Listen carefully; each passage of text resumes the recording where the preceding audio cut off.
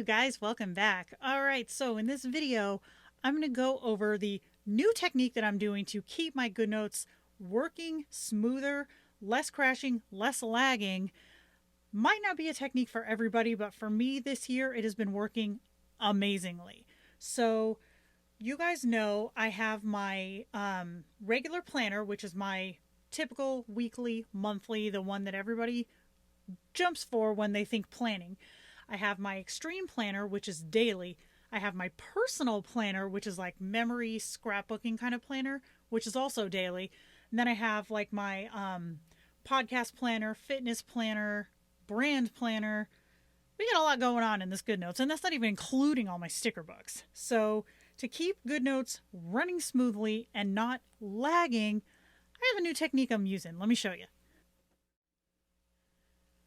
All right, so this right here is my daily planner. This is the one where I will include a photo, a little blurb about what's going on that day, and this is through the 9th. I am pre-filming this video, so there'll be more in here by the time Saturday comes around.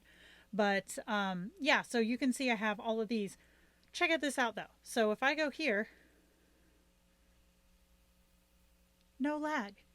It doesn't wait to load every single photo. The reason for that is I am exporting my dailies daily. So let me show you what I mean by that. We're going to come over here to a fresh page, nothing on here. I'm not going to do an entire plan. I'm just, you know what, I'll speed through this part. Hold on.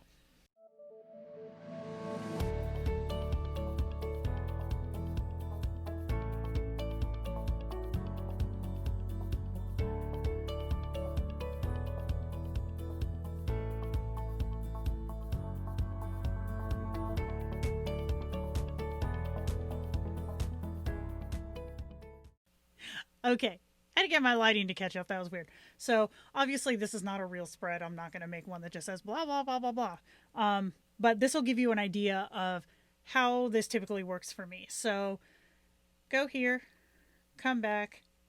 This would be a new page. Now, if you have any number of pages that are just like this, where you could go in and move things around like that, Goodnotes has to load every single one of those pages whenever you access that planner. So what I've been doing is every day after I create my spread, I'll go up here to this little escort button. Export, Jenna. It is an export button. Wow. And I'll go to export this page.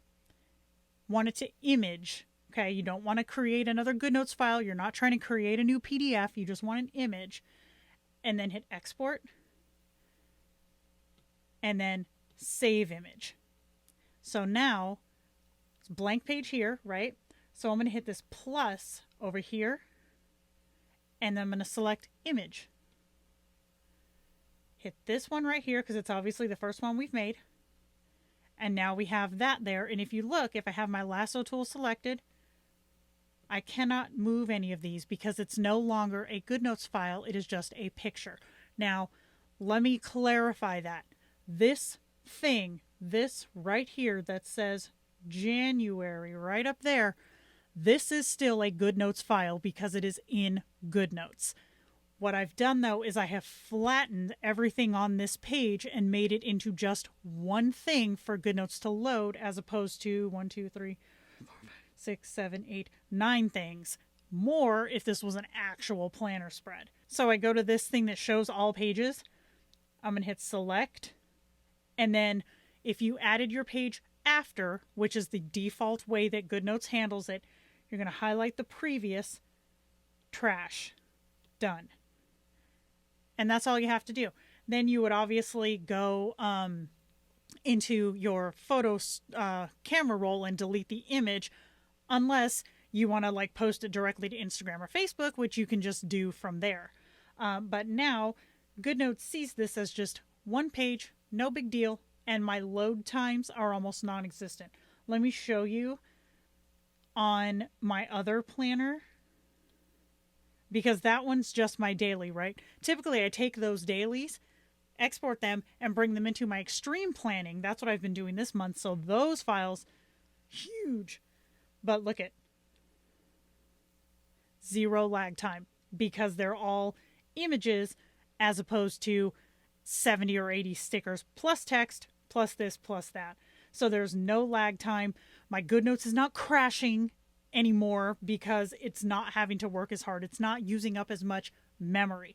And now for those of you guys who have maybe iPad minis, iPad Airs, standard, old school iPads who don't have as much memory, this could be a trick to keeping your Goodnotes functioning, because typically when Goodnotes crashes, it's a memory issue. It's rarely a storage issue.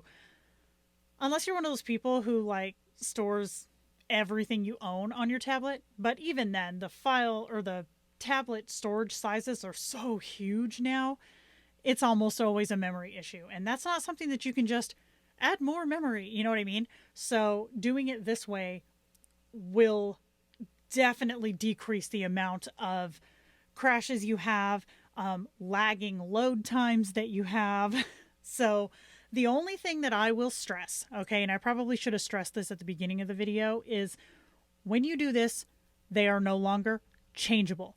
Like, I can't hit my photo tool and select one thing, see, because it's all one flat image now. Now, as somebody who's newer to digital planning or digital scrapbooking, this might seem a little scary to do, but I've been doing this for a long time, and I'm pretty much like, okay, this one's done, I can put it to bed now, So I don't have that fear of having to fix something later. If you have that, though, one thing that you could try to do is, say you have, I don't know, we'll just say you have a daily planner, okay? You could bring in 2 copies of this planner. Have one copy be your show copy. Like, once a week, go through and be like, okay, am I still happy with all these spreads? Okay, so I'm going to move them to the final planner and delete them from the Goodnotes planner, if that makes sense. That way you have a little more time to think about it before you cut the cord. But for me, because I have been doing this for so long and I'm so comfortable with my planning style, I know that if I find a screw up, which I have found like, oh crap, I misspelled something, or autocorrect, dang it. I'm like, meh, it's part of the story to me. You go back and you're like, that happened, and you move on. That's just me. So I hope you guys find this helpful. It has seriously sped up my Goodnotes files for this year because I'm going pretty gung-ho with the layering in January this year, because I am bringing one planner into a new planner.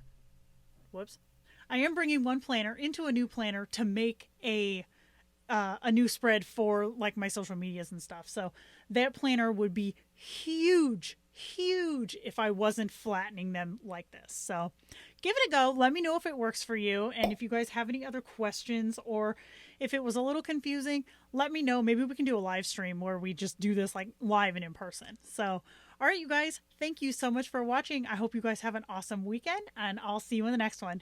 Bye.